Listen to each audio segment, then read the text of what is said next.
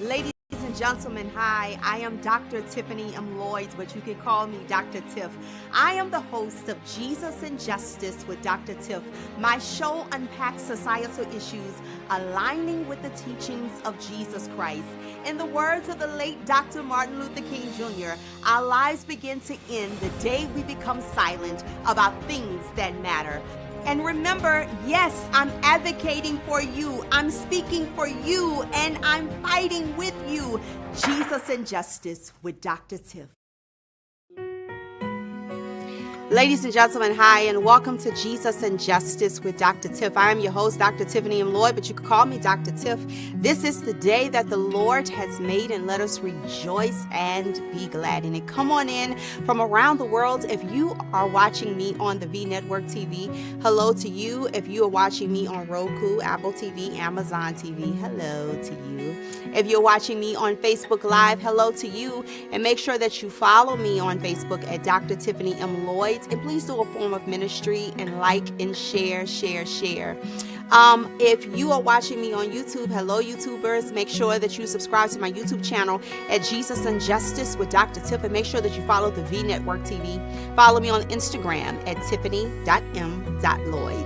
But you already know, before we do anything, what do? That's right, we always have a word of prayer. God our Father, thank you so much for this day. This is truly the day that you have made, and we will rejoice and be glad in it. Thank you, God, for all of our blessings. Thank you so much for Jesus and Justice with Dr. Tiff, blessing only like you can. I pray a special blessing for Pastor Davis and the St. John Unleashed family. I pray, God, that you will enlarge their territory and that you will bless them beyond measure. Now, Lord, take over this conversation between Pastor Davis and myself. Anoint every word that is said and let it be pleasing in your sight. Let it bless, inspire, and motivate someone. And most importantly, let someone draw closer to you. Now, Lord, anything that is in us that should not be, take it out of us right now in the mighty name of Jesus. You are the potter. We are the clay. Mold us, shape us, and make us to what you want us to be. Have your way right now in the name of Jesus. And we will be so careful to give you all the praise, all the honor, and all of the glory. We ask these blessings in your Son, Jesus' name, we pray. Amen. Well, ladies and gentlemen, he's back. You already know the Texas tornado, Pastor Denny D. Davis, Sr., the pastor of the St. John Unleashed Church. One church in two locations, the St. John Unleashed Church in Grand Prairie, Texas, and South Lake, Texas. We're doing something a little bit different today. Pastor Davis has decided that he is going to interview me today. The first time that this has ever happened on Jesus and Justice with Dr. Tiff. So let me just tell you, I have no idea what he is about to ask me. So I'm scared just as much as you are probably scared yourself, because if you know Pastor Davis, then you know Pastor Davis. We don't know what he is going to ask. So Pastor Davis, how are you? I am doing great. How are you? I'm nervous because you are interviewing me for the first time. I've never had anyone to ever interview me before. Never. Wow. Well, this is a history-making moment.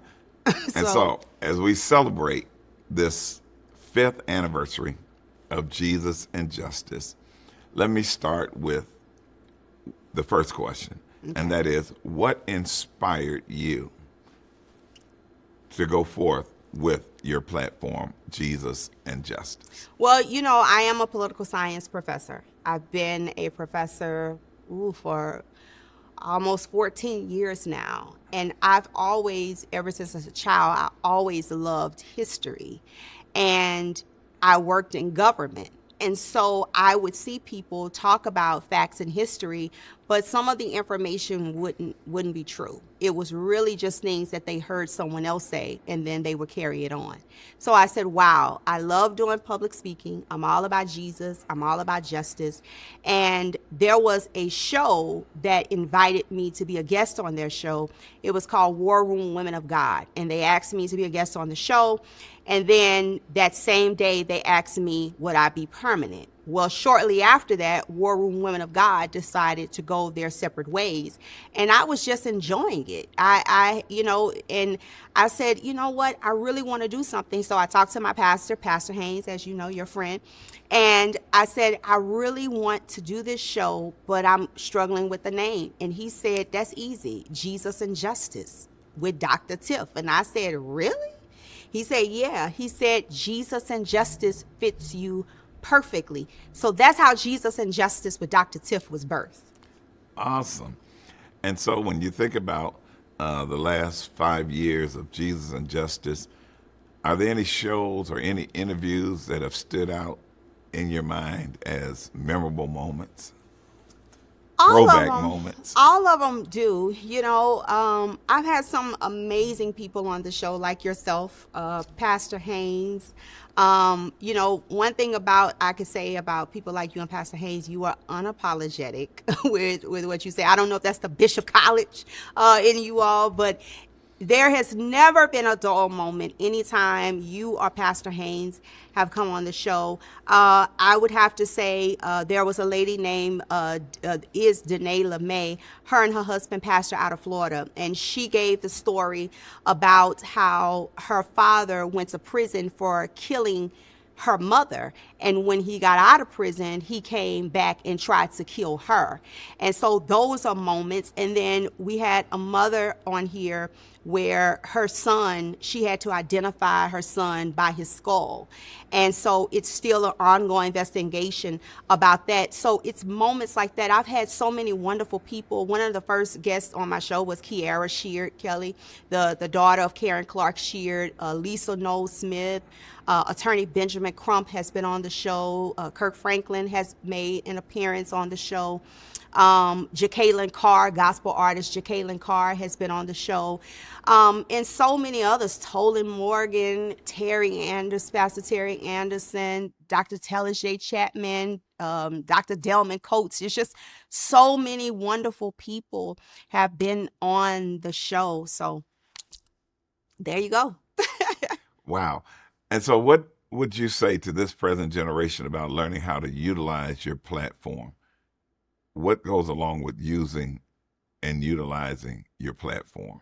I think utilizing your platform should be for something positive and impactful. I mean, we live in the land of social media, and it seems as if sometimes if it's not juicy, if it's not gossip, then people don't really want to listen into it. I wanted to use my platform to educate and inspire. And I think that our young people have to understand that you can have quality work out there where it doesn't have to be juicy. It doesn't have to be gossip. It doesn't have to be throwing someone under the bus, but it can embody all that Christ wants us to be. And so I think that we should start utilizing our platforms for the good and not for the bad.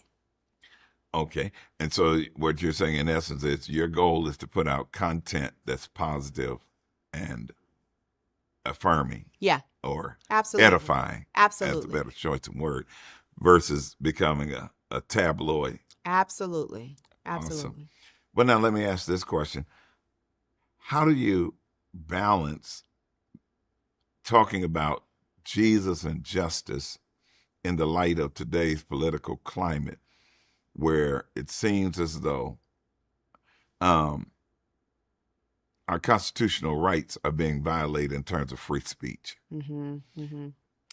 I think that it is unfortunate that, how do I say this? I think that it is unfortunate that some leaders want to make the rules as they go. And sometimes it appears that the rules will apply to some, but they don't apply to all. There is now some free speech is not protected. We know that fighting words, hate speech is not protected under the Constitution, under the First Amendment.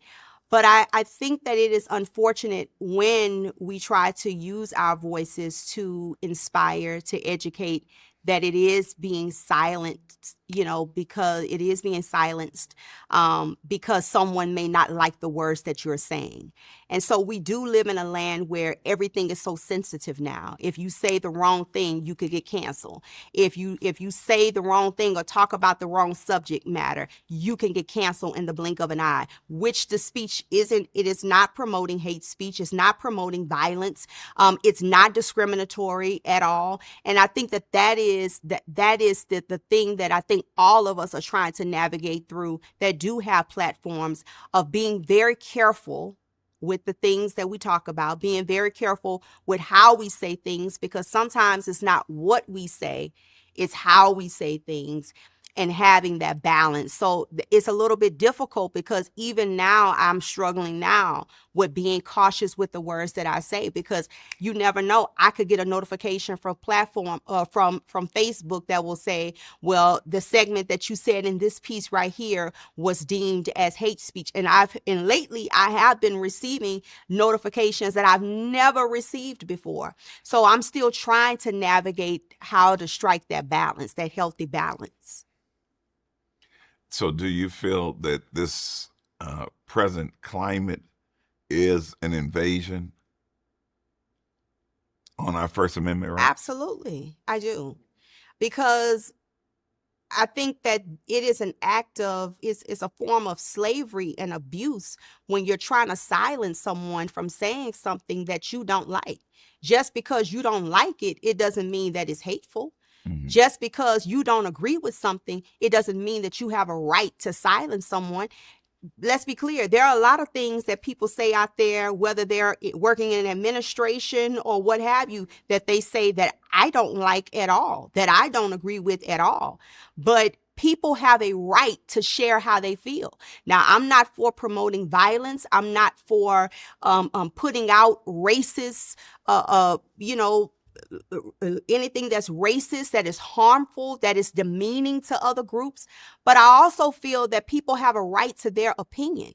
And when you try to silence someone for saying something that they don't like, that is a form of slavery. That is a form of abuse. So absolutely, I feel that we're living in such critical, sensitive times where people shouldn't have to walk on eggshells with anything that they say. For instance, if a person says, I don't agree with same-sex marriage, somebody will take that as, oh, well, you're being homophobic. Oh, well, you hate the LGBTQ plus IA community. Absolutely not. That does not mean that. People have a right to express how they feel without someone taking one little snippet. Because here's the thing, even with you as a pastor, someone could take a snippet of your sermon and blow it up out of context and say, well, Pastor David said this, but you didn't get what he said before. You didn't get what he said afterwards. And so, Pastor Davis, if I say, well, I prefer McDonald's over Burger King, that doesn't mean that I hate Burger King. That doesn't mean that I'm telling people not to go and eat at Burger King. It just means that my preference may be McDonald's. If I say, well, I believe in heterosexual marriage and not homosexual marriage, I'm not spewing out any hate toward the LGBTQ plus IA community. I'm just saying how I feel, my personal convictions. So absolutely, to answer your question, absolutely. So how do we move back to a place in which we can have meaningful dialogue, where we can come together? What do you think it would take in order to get to a place where we can have meaningful dialogue and exchange without it coming off as being one or the other, where we can actually come in and put different opinions on the table, and then yet, when it's over with, walk away respectfully so? I think that it goes to what we're having right now. We need to have a healthy national conversation. And you have to put your feelings aside, and I have to put my feelings aside. It has to be facts over feelings. You have a right to feel the way that you feel. I have a right to feel how I feel. But we're never going to move forward if everything is so policed with everything that we say. We live in a cancel culture society, that the moment somebody says something that is unpopular, or is the wrong person or a person with power doesn't like it, you get canceled. Everything that you've worked hard for, you can lose. People are losing their jobs. People are losing everything that they worked hard for off words. And so while I do think that there are consequences for our actions that are appropriate, if there are people that are spewing out hate, that is invoking violence, of course. But if a person is saying, these are my experiences, these are my convictions, these are things that I believe in, these are things that I have been taught. See, government teaches us about agents of socialization. Agents of socialization, you have primary and you have secondary. Primary agents of socialization tells us that the way we are, the way that we think is based on how we were raised by our family, and B, our faith, right? Secondary says that we are the way that we are based on the people that we hang around, whether they're classmates, colleagues, what people that we go to church with, what have you.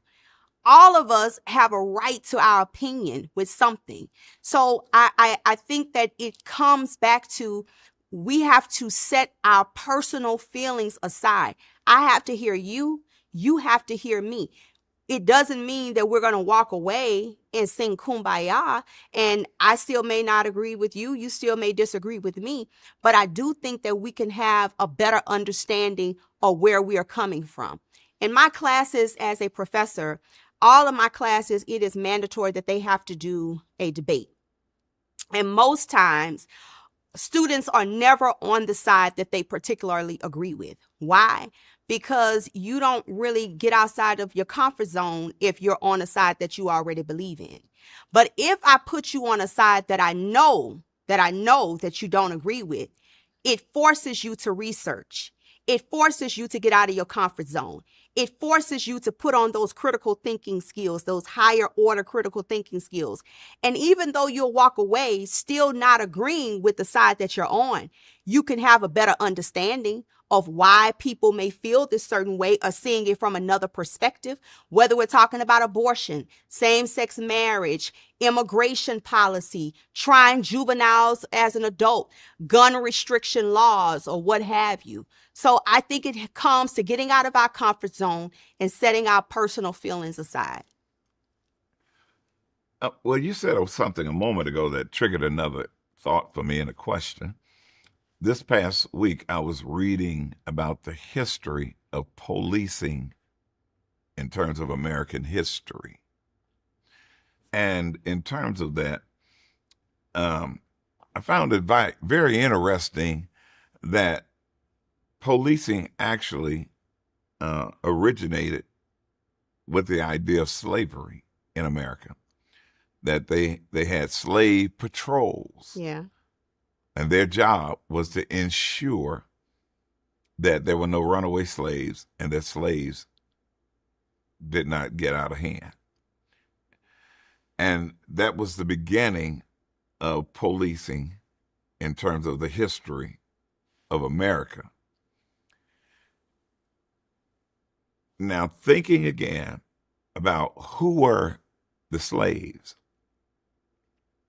and then thinking about, as I think again about, now who are the police officers or the police patrols? Is it possible, is it likely that we are dealing with a modern day example of this, in the fact that right about now we have an administration in Washington that is seeking to utilize the National Guard in certain major cities such as Washington, D.C., Chicago, Los Angeles, irregardless of what the governor of those states are saying, irregardless of what the mayors of those cities are saying, and that it seems as though the goal is to target and to identify areas of Black and brown people, and to now step up the policing component as though these areas are more crime, how shall I say it, have a higher crime rate than other places. And then even with that, there's this matter of, by the time I'm sure the show airs, it'll be history. But however, this weekend, there is this effort that's going to go forth across the nation where there's going to be rallies in every major city under the banner of No Kings, meaning that in as much as we're a democracy in a so-called America, there's this notion of a king who has total control and autonomy.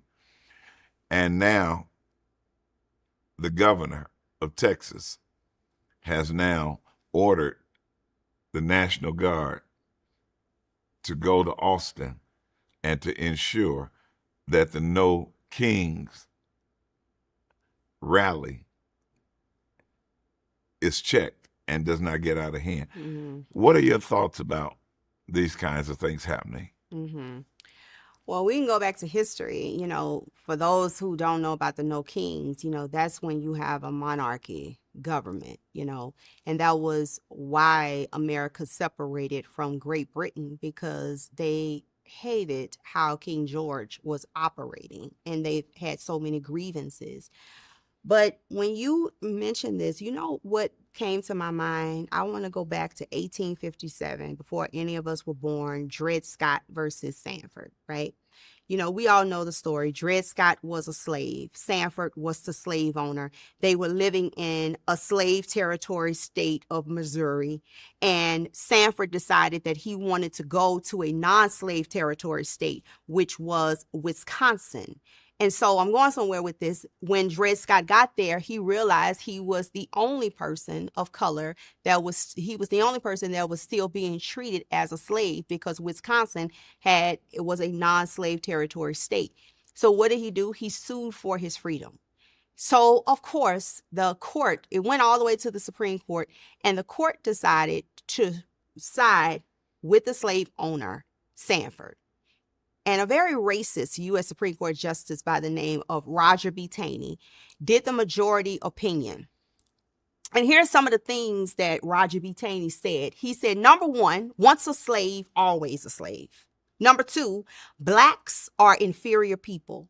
Number three, black folks, slaves are not people, but they are property. Number four, he said, when they wrote the Declaration of Independence, we hold these truths to be self-evident, that all men are created equal, that they were talking about white men only. And number five, no slave shall sue his slave owner, and all slaves that run away have to be returned back to their owner.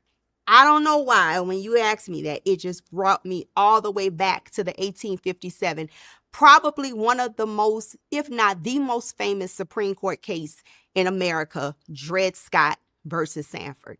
What we are seeing now is nothing but a modern day Dred Scott versus Sanford. What we're seeing now in 2025 is nothing but a modern day form of slavery, telling people of color to stay in your place, to telling people of color that it's a privilege for you to be here. Because the saying now is to any person of color, well, if you don't like it, go back to your country.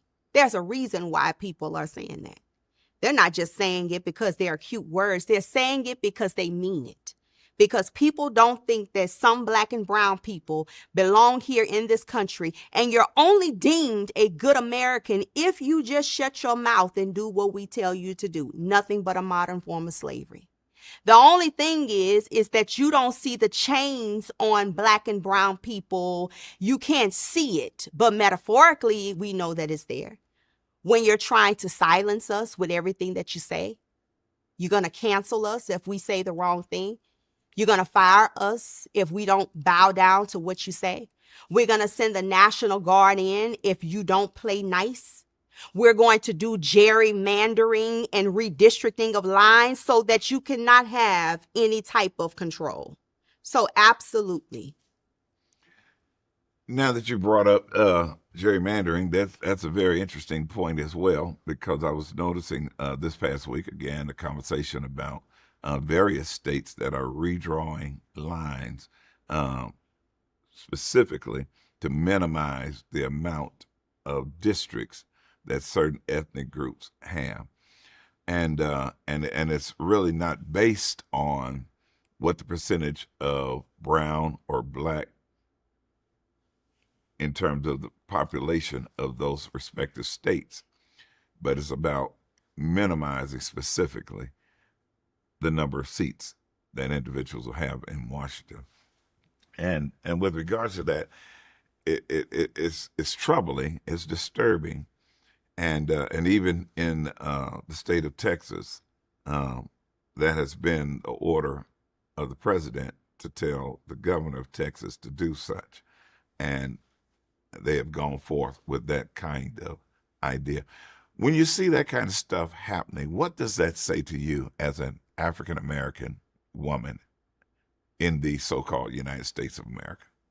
What does it say about it, about where we are as a people, and then what is the challenge for us in terms of how do we counteract or respond to such efforts?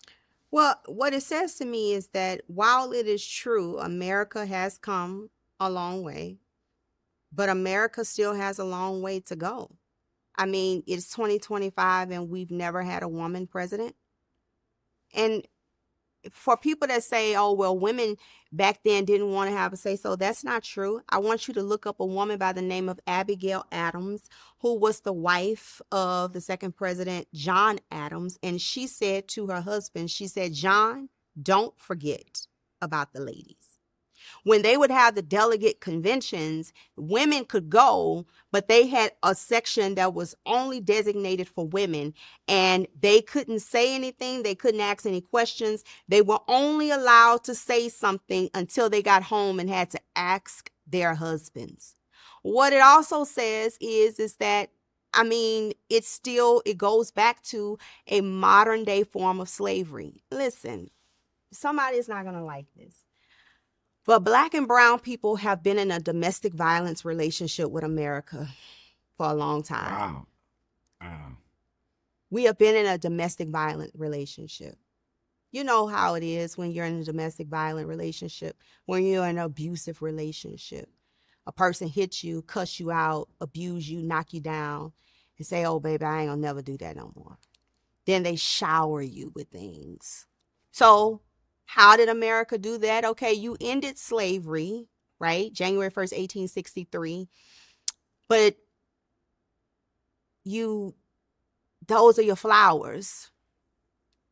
But Lincoln gets assassinated and Johnson cancels the order for the 40 acres and a mule because the land was 400,000 acres of land that expanded all the way from South Carolina to Florida. Cancel the order. A punch in my face. Then you have Blacks who are trying to vote. And then you hand us a little flower and say, okay, we will allow you to vote. Only newly freed slave men can vote, 15th Amendment. Then you punch us in the face again by you saying, okay, you got a poll tax. You got to pay $1.50 to $1.75. I don't have that. Then punch me in the face again. And then you say, okay, we're going to take a literacy test. That literacy test is comprised of essays that you have to answer. We know that these former slaves didn't know how to read or write, let alone they couldn't articulate to comprehend how to write an essay. Then they'll say, okay, so you hand me a little flower and then you say, we'll give you another chance. But then you punch me in the face again. And then you have the grandfather clause. The grandfather clause says that if you could prove that your father voted before Reconstruction, then you can vote. Okay. And then you have to give me the Voting Rights Act. Then you say, okay, well, I want to go to the same schools, all of this. So what have you? I want to ride on railway trains. And you punch me in the face again. And then you give me a 1868 doctrine, 1861, Plessy v. Ferguson, separate but equal. Then you say, okay, we want to go to the same schools.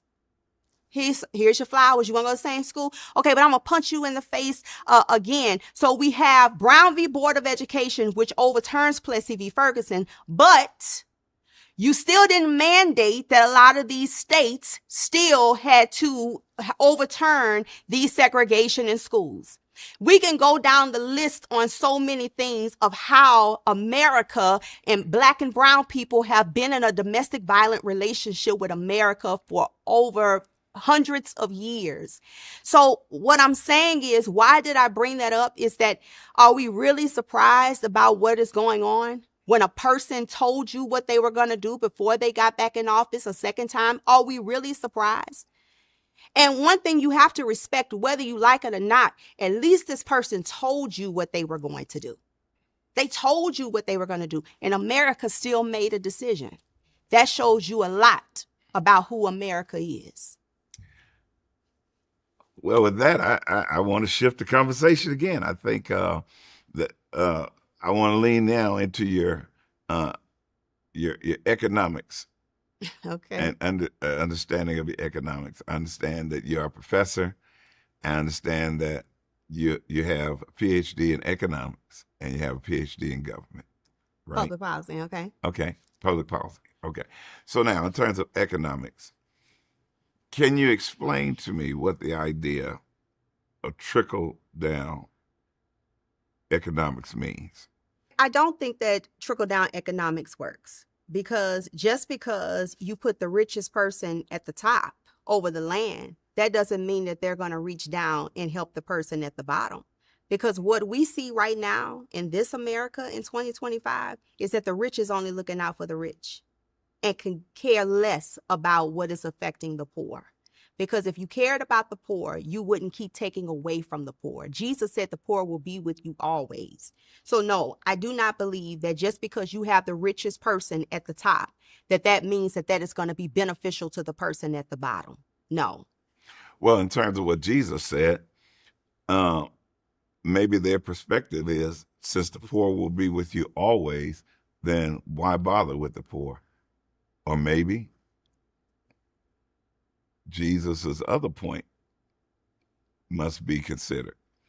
And that is, because in some way or another, some seem to believe, and even Christian nationalists and those who embrace this administration as being a God-led administration, at some point seem to be operating void of the knowledge that Jesus said, what you do unto the least, you've done also unto me. When Jesus said, when I was hungry, you fed me. Naked, you clothed me. Thirsty, you gave me something to drink. In prison or in jail, you came to see about me. And then Jesus says in that very moment, he said, but then you will ask, when have we done these things unto you? And my response shall be, when you've done these things unto the least, you've done them also unto me. And so you have, on the one hand, the Christian nationalist movement who have created an alliance with this present administration under the umbrella or the tag or code word conservative. But yet, on the other hand, there's this idea of ignoring the care. But here's what concerns me, and here's what I'm trying to figure out. I'm baffled by it, and maybe you can help me understand. How is it that you can have the richest people in the land operating in a way that benefits them, as this presidency has been unique concerning the fact that in most cases in presidencies, during presidencies in the past, there's this idea of divesting your personal interests to promote the good of the nation. But this presidency not only puts in place policies and procedures that benefit the rich, himself included, and then further along those same lines, continues to make billions of dollars as a businessman, never divesting his interests, and then yet rob the people at the bottom of basic necessities of life. Mm-hmm. And it seems as though the people at the bottom are okay with it. What kind of psychology is that that convinces poor people that it's acceptable for this person to do that, and then yet embrace this kind of government, and yet not understand that it is this type of government that's creating what we would consider a third world dynamic. It's called those individuals that are not educated. Because if you were educated, then you would know that that doesn't make sense. And I think that, unfortunately, people prey on people that are limited, that lack understanding, that don't know any better, that lack comprehension skills. They prey on those people. So for those people who lack education, who are not educationally savvy. And what I'm saying by that is that I'm not saying that you have to have a degree. I'm not saying that you have to have a Harvard degree. I'm not saying that. I'm talking about people that are limited. For those individuals, it does impress them when they see your billions, when they see who you are. And so those people, unfortunately, they know how to prey on those individuals. And they say, well, hey, he must be doing something right. She must be doing something right. They're a billionaire. When they have no idea that these people they're like predators. They don't care anything about the poor. Because if you cared about the poor, then you wouldn't be trying to take away from the poor. You wouldn't be trying to take away from governmental assistance programs. You wouldn't be trying to take away from our Head Start system. Special education, Head Start. You wouldn't be trying to take away from our healthcare system.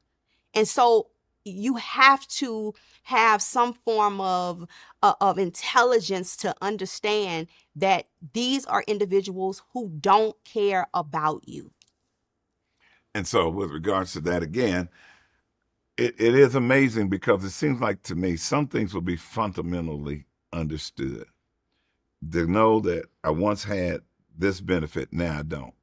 To know that I was told that grocery prices would come down, but they have not.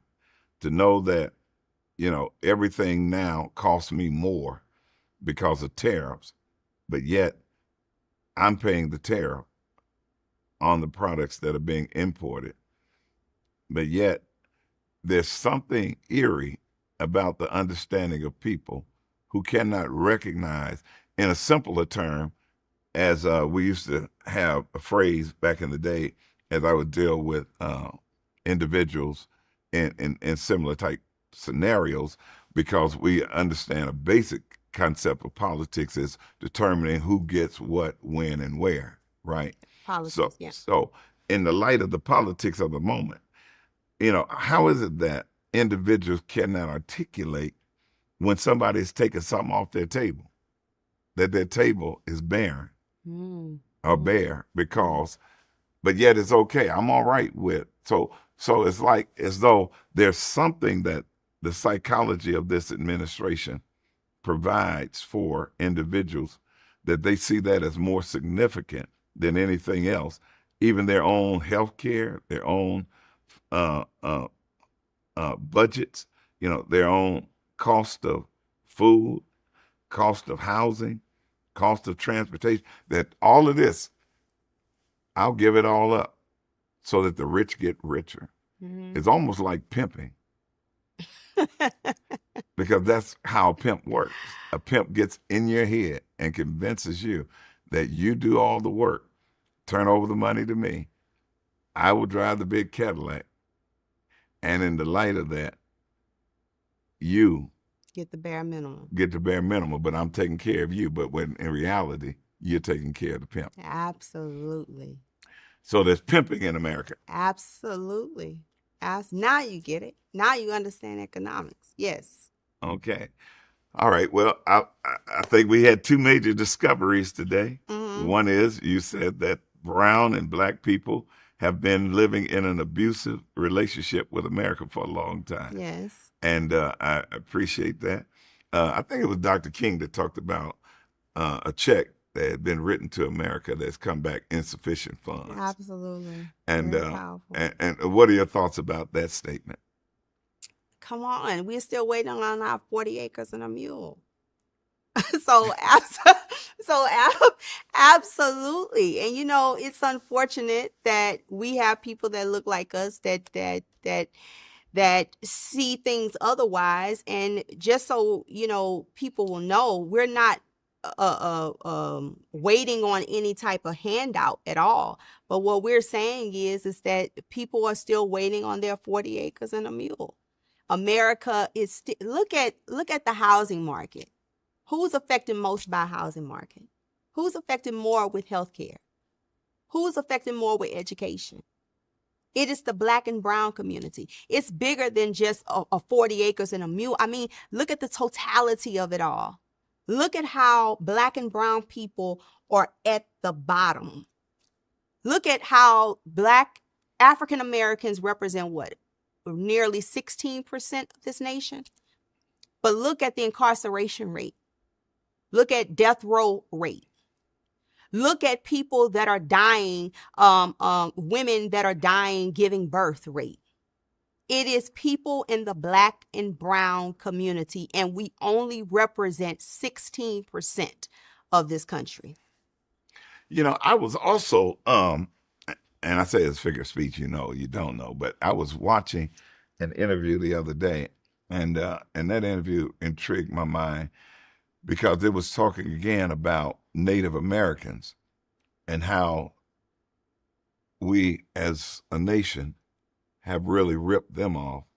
And an individual has written a book explaining what that looks like. And it was interesting because he went on to talk about how many acres of land that Native Americans have power and control over, even though this was their country first. Mm-hmm. But then also, he went on to talk about the economic gap within Native American communities and how, in spite of this large amount of land that they own or control here in the United States, that the economics that are in place still leaves them as one of the most impoverished races of people, even here in the United States, where yet we still take from their reservations natural resources such as oil and gas that's on their land and alike.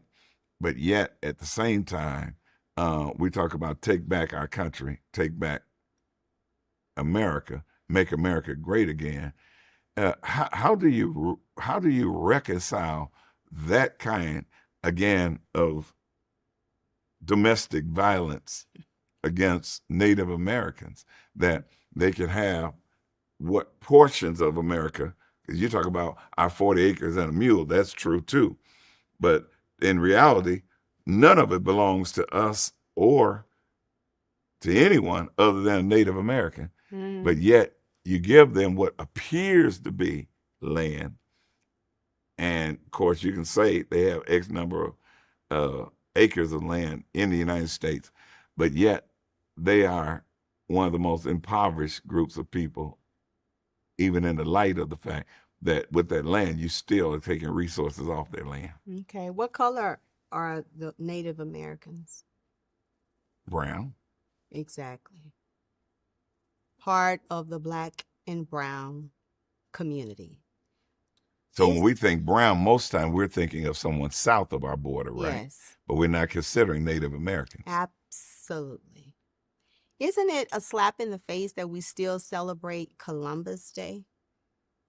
Columbus Day. How many kids were out of school this past week celebrating Columbus Day? How many businesses were shut down for Columbus Day? And to this day, he still gets the credit for discovering America. Isn't that laughable? That he's discovered America when it was Native Americans who really discovered America? Absolutely. Absolutely. But that's what we were taught. Well, there are things that we need to unlearn. Absolutely. Fast. Absolutely. So let me shift the conversation a little further in terms of understanding again how we're living in this present moment in time and articulating the times in which we live. When we look at again, there's some hot buttons out there, hot topics out there right now. And in terms of them, even with that, it seems as though unless you agree with the White House and its point of view, then anything else at this point is going to suffer and even be indicted or incarcerated. How do we get a balance on that? How do we get back to what the originators of our government intended, where there is a balance in power? Well, we got to be careful when we say originators, because we have to also understand that a lot of our originators were slave owners. Absolutely. So we got to be careful with that as well. And, you know, Ulysses S. Grant was the last president to own slaves. And we have to also remember that a lot of the originators used the Bible to justify slavery. But I think that we have to go back to our checks and balances, that no matter what, with our three branches of government, legislative, executive, and judicial, that no branch is more superior over the next, that everybody needs to be held accountable.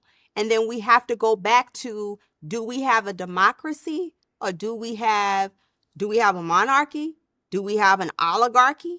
Because now it's starting, people are now, former President Biden's words are really starting to ring in people's heads. One of the last things that he said, that America was on this road to an oligarchy. And so for those of you who don't know what an oligarchy is, that means that when your government is only ran by wealthy and elite. And so do we have an oligarchy? Do we have a monarchy? Do we have an autocracy? Do we have a direct democracy? Direct democracy is when it's ruled by certain people.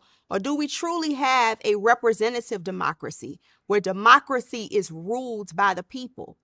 And so America has to get back to what it is, a representative democracy.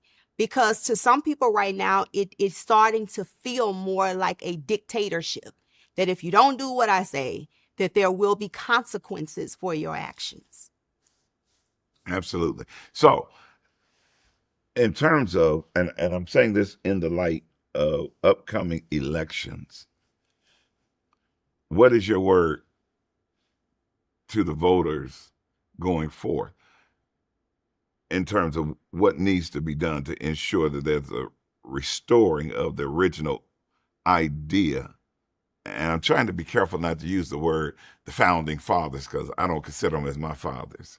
But however, there is this idea that there was to be checks and balances. But now it seems as though we're operating, let me take that out. We're operating in a season and time now where it's only going to be one political party. No longer independents, no longer Democrats, just Republican. And therefore, there's the stacking of everything from the Supreme Court all the way through federal judges, all the way down to the local judges, by suggesting that everything is to be Republican. And so in the light of that, there's now this forcing of one idea, one way of thinking, one way of seeing things, and anybody that does not conform to that will be penalized in one way or another. And so what is your word? What would be your message to the voters who are listening to this interview today? How do you or is it okay that everything's in one direction? No, it's not okay that everything is in one direction, because again, that's a form of control. I think that we have to graduate from straight ticket voting. And I know that there are only maybe 7 or 8 states now that maybe officially have straight ticket voting. But if we're all honest, everybody does the straight ticket voting. Straight ticket voting is when you just do Democrat, Democrat, Democrat, Democrat, Democrat, Republican, Republican, Republican, Republican.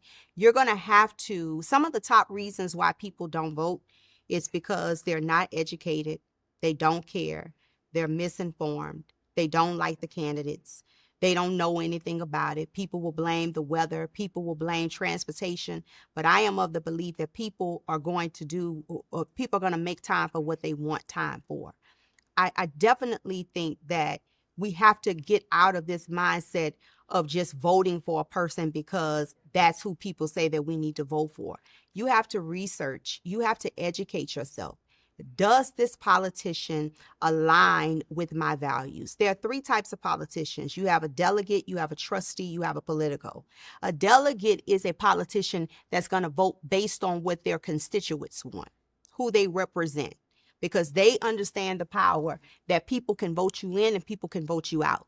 And then you have a trustee. A trustee is a politician that's going to vote based on their own beliefs. They're going to trust their own instincts. That's when you hear politicians say, well, because of my faith or because of my beliefs or the way I was raised. Or then you have a political. A political is either or. Sometimes they act as a delegate. Sometimes they act as a trustee. And so I think that the word for me, I would say, is to be smart, to educate yourself. Don't go by what you've heard someone else say. Don't go by videos that you've seen on TikTok or Instagram or Facebook. You have to ask yourself, does this politician align with what I believe? And here's the thing. Some people are Democrats in name only, but truly Republican at heart. I hate to say that. There are some politicians that are only part of a political party because they know that where they're positioned, that it would be hard for them to win if they ran outside of anything else. And that's just fact. We've seen mayors who have won elections under a Democrat and the next day they flip to a Republican. Sometimes people just use the name as Democrat, just use the name of Republican. But I will say to the Democratic Party is that the Democratic Party is going to have to do something different, because while the Democratic Party may be winning the debates and may be saying good stuff, the Democratic Party is not winning elections. And so I think that the Democratic Party is going to have to choose their battles wisely, because I heard a Republican say this, is that they enjoy when certain Democrats talk because it does nothing but to help them. And I'm starting to question, were those words that were true? And I'm not debating on if some of the things that the Democrats said was true or not true. It's not the fact that I disagree, because I don't disagree, but I do disagree with sometimes the approach. And so again, sometimes we have to be mindful that we got to be mindful of the things that come out of our mouth, and we have to be smart. It's bigger than winning an argument. I want the Democratic Party to be smart and strategic about winning rather than winning a debate and winning an argument, rather than trying to go viral, if that makes sense. Absolutely. Because what you're saying then, from what I'm understanding, you're saying is that it's like you're talking loud but saying nothing, because in reality, the ticket you're selling, no one's interested in buying it. Right. And so you're getting clicks, you're getting likes, but it's not translating to votes in the end. It's Absolutely. not getting to the voter, and it's not getting to the ballot box. So let me ask this now that we've had an opportunity to discuss a number of these things that are happening. What is your take on the Nobel Peace Prize? What about it? Well, the president of the United States seemed to feel that he should have received a Nobel Peace Prize. And the Republican Party has indicated that they're going to give him their own Nobel Peace Prize. What are your thoughts about that? I mean, they can give him their own Nobel Peace Prize, but it is not the Nobel Peace Prize. I mean, so you can make up any cute award that you would like, but it is not the Nobel Peace Prize. So if the Republicans want to give them a made-up Nobel Peace Prize that is unofficial, then that's cute, but it's not the Nobel Peace Prize. President Trump did not win the Nobel Peace Prize. That doesn't mean that he can't win it, in the future, but he didn't win it this year. So whatever the Republicans do, it will be a cute little gesture. That's cute and nice. And that was nice of the lady that called President Trump, per President Trump's words, but he didn't win it. So do you believe that the woman actually called him and said, I'm accepting it on your behalf? Well, only we know, only President Trump and the winner know what took place, what was the actual conversation. I have no idea, but we are going by what President Trump said. Now, this is purely opinionated.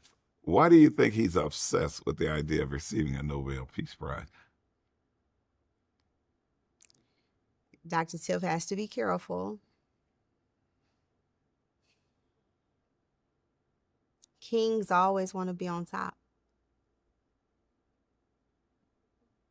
Good enough. Well, in the light of it is October, there's a national, or shall we say, we ought to make it an international day that is forthcoming. And I say we ought to make it International Day because we recognize that we have leadership in Washington that if it's a national day, they'll suspend the day. So we'll have to make it an international day that's coming up real soon. And I understand that you're going to have a birthday. Congratulations. Thank you. In the light of the fact that you have an upcoming birthday, do you ever spend any time reflecting as it relates to birthdays? You know, a lot of people have things that they do. They write a letter to themselves. They reflect. They look back, and then they make decisions about their life and perhaps going forward. And so if you were to look back at your life and think about last year and your birthday last year, is there one word that describes your life last year, or where you are, or what inspired you as a moment of reflection? I would say a lot of words, but I think the one word that comes more to my mind is growth. I think that who I was last year and year before is different than who I am now. I think that when I look back at where I was, especially last year and year before that, I think it's nothing but growth of where I am, now. Things that I have now, I didn't have back then. The mindset that I had now, I didn't have back then. And so I would say that it would be growth, and I still have growing to do, as we all do. Um, I would have to say growth. When I was driving here, I saw some construction, and it said it was a one-lane closure, and it said work in progress. And I think that sort of signifies my life, is that I am a work in progress. While I am proud of where God has brought me, and I am grateful where God has brought me, I still recognize that God still has work to do in my life, and I am a work in progress. And so I'm grateful where I am, where God has brought me, and I'm even more excited of where God is taking me. I do realize that some things that used to bother me, it doesn't bother me as much. Some things I used to lose sleep on, I don't lose sleep on those things. I do recognize that there are some things that I just don't entertain and allow in my spirit, anymore. But I do know that I'm more clear about what I want and what I don't want, and what I'm willing to accept and what I'm not willing to accept. And so I think that I have for, I see growth and vision. My vision is more clear now. Wow. Awesome. And so you have a few days yet to go. And so I'm not going to ask the second part of the question. which is, what do you perceive to be your word for this birthday or this season going forward? We'll give you a few more days to think about it. Okay. And maybe when I get invited back to the show again, You're always invited. I'll be able to do that. But let's talk about the many people that are hurting as a result of the government shutdown. And what do you think it's going to take in order to get the government back open again? I think that it's going to have to come to us being more unified of Democrats and Republicans coming together and understanding that whether you are Democrat or Republican, Democrats, you're not just representing Democrats, and Republicans, you're not just representing Republicans. And to President Trump, you're not just the president of the Republican Party. You are the president of these United States of America, even for the people that don't like you, even for the people that didn't vote for you, even for the people that don't support you, even for the people that once supported you and don't support you now. So I think that people have to take away their own biases and get out of their own feelings and realize that serving people, you have to be selfless and not selfish. And so until they come to that resolution, then unfortunately the government will continue to be shut down. Wow. And so what do you think about the idea that the president is saying some people will get paid and some won't get paid, those who are still required to work regardless of the fact that they're not getting paid? How do you determine who can get paid and who should or shouldn't get paid? I don't think that that's the president's call. This is why we have our judicial system and our judges. We have to trust our judges to exhibit objectivity and to not, be persuaded by someone in making your decisions and not being biased in your decision making. And that's why we have checks and balances, that when legislative branch and executive branch cannot compromise, and this is where we have the judicial system that steps in and interprets the law. And it shouldn't matter who appointed, whether a current president or past president has appointed our judges. You still have an obligation to be objective in your decision making and to be fair in your decision making. So while I understand that this may be what the president is saying, but our judicial system, some of the rulings has shown the president that some things are not his call. Okay, but in the light of this present Supreme Court scenario that we have, should the Supreme Court remain an unchecked entity? Or part two, should the Supreme Court have term limits? Absolutely. I've said that from day one. It makes no sense that the President of the United States, the 22nd Amendment says that the President of the United States cannot serve beyond 2 terms. And we have Franklin D. Roosevelt to thank for that, because Franklin D. Roosevelt died at the beginning of his 4th term. And when he died, at his mistress' house, in his mistress' bed, with his daughter by his side, a whole nother conversation for another day, Congress hurriedly came together and voted to change it to 2 terms. So if the President of the United States has the power to appoint the Supreme Court, which is a lifetime appointment, it doesn't make sense, because the president doesn't have a lifetime appointment. How can judges have a lifetime appointment?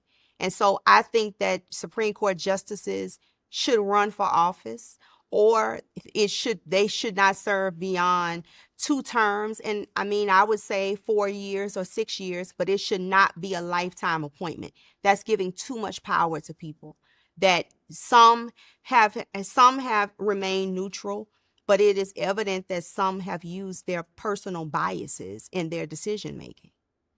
Well, now you brought up another point. So the other point that you brought up a moment ago is, or that they should run for office. Well, now, once they start running for office, would that not include the need to raise campaign dollars, right?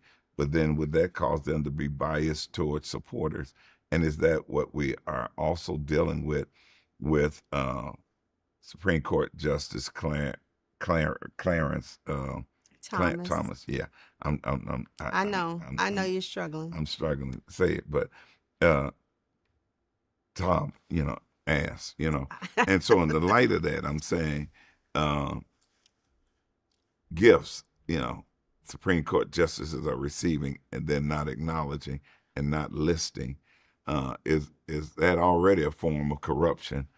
Yes, it is a form of corruption because judges are not supposed to receive kickbacks as well. And that's why I changed it when whether it is election, and I'm looking from it from election point of view of democracy ruled by the people voting people in, just how we vote the president in.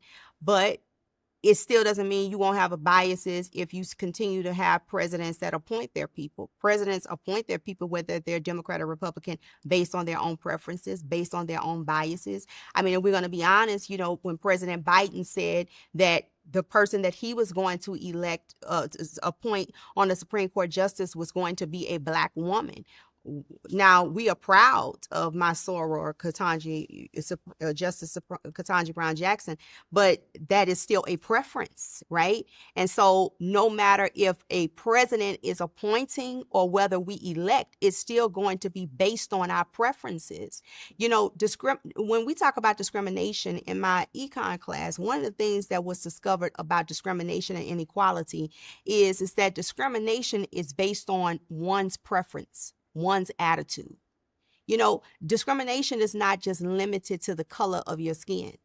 I asked a student, and one of my students didn't agree. And I said, well, let me ask you something. Would you date a midget? And the entire class burst into laughter. And this is not an attack on anyone in the midget dwarf family. I was making a point with this. And then he said, no. And I said, why not? And he said, because it's my preference. Aha, you just proved the economist theory that discrimination is based on one's preference, one's attitude. So whether we appoint someone, whether we elect someone, it's still going to be based on our preference of who we want in office. Wow.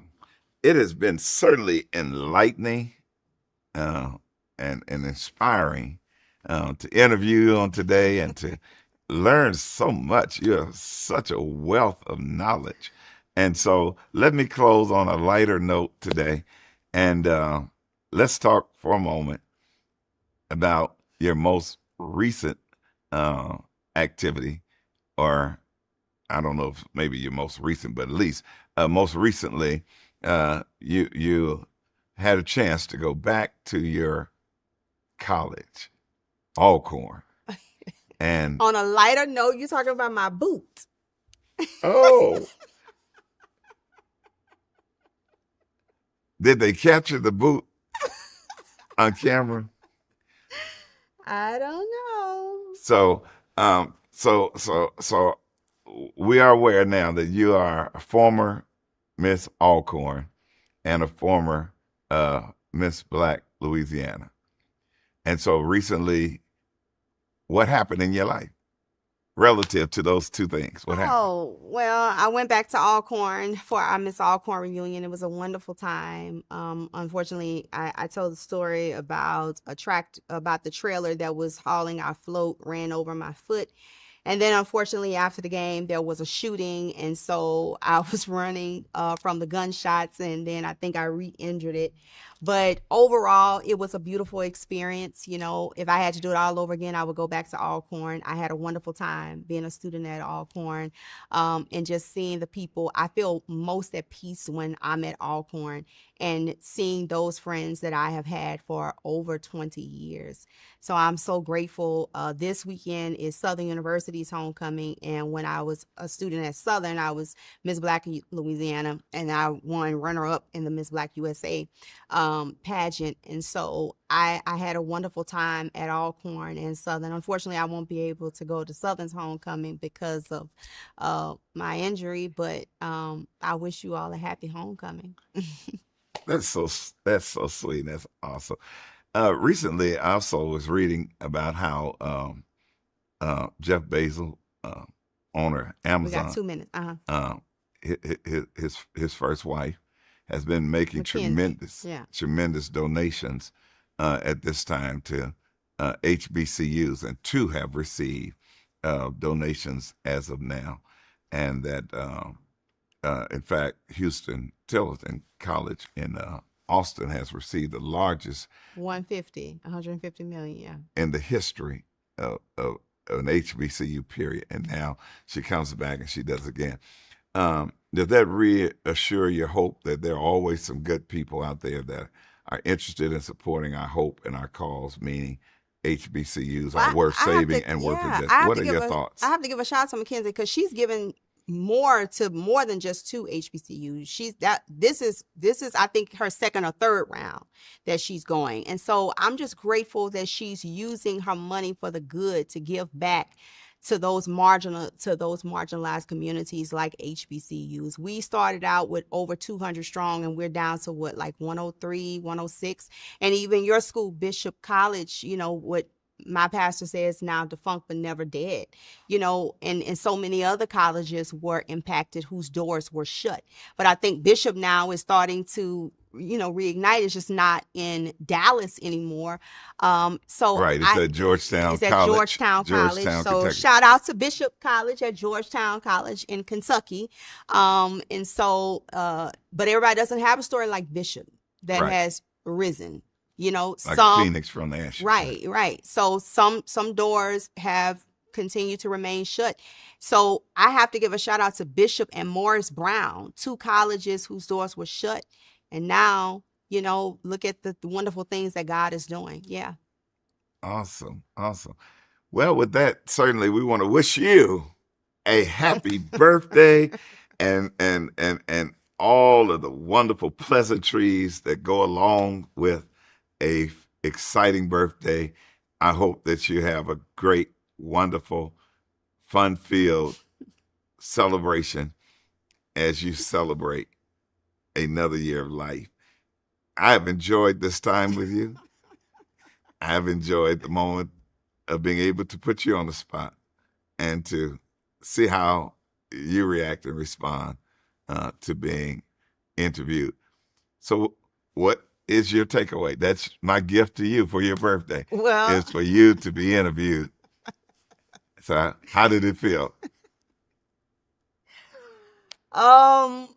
I was nervous because I did not know what you were going to ask me. So Dr. David said this is his gift to me of interviewing me. But I hope that there's more to come than just this interview. So I am grateful for I am grateful for Pastor Davis. Thank you so much for interviewing. I have never allowed anyone to do this, by the way. Well, there you have it. Ladies and gentlemen, it has been my joy to be a part of Jesus and Justice and to share with Dr. Tiff this marvelous milestone of the 5th anniversary of Jesus and Justice and this major personal milestone in terms of another birthday, another year of celebration of life for Dr. Tiff. This has been tremendous. It's been a Tiff treat, and I trust that you've enjoyed every piece of it. A Tiff treat. I think, I hope that it's been delicious. That each delicious. bite of it has yummy. been yummy. And so again, a shout out to you and congratulations again. Shout out to your pastor as he continues to recover from surgery. And we wish him well and the wonderful people of the Friendship West Church. We thank God for his leadership as well as what he means to each and every one of us. And we're wishing him well. And we're praying for him and the people of the Friendship West Church. But thank you so much for joining in. Thank you so much, Pastor Davis. And we got to have you back on the hot seat next time for sure.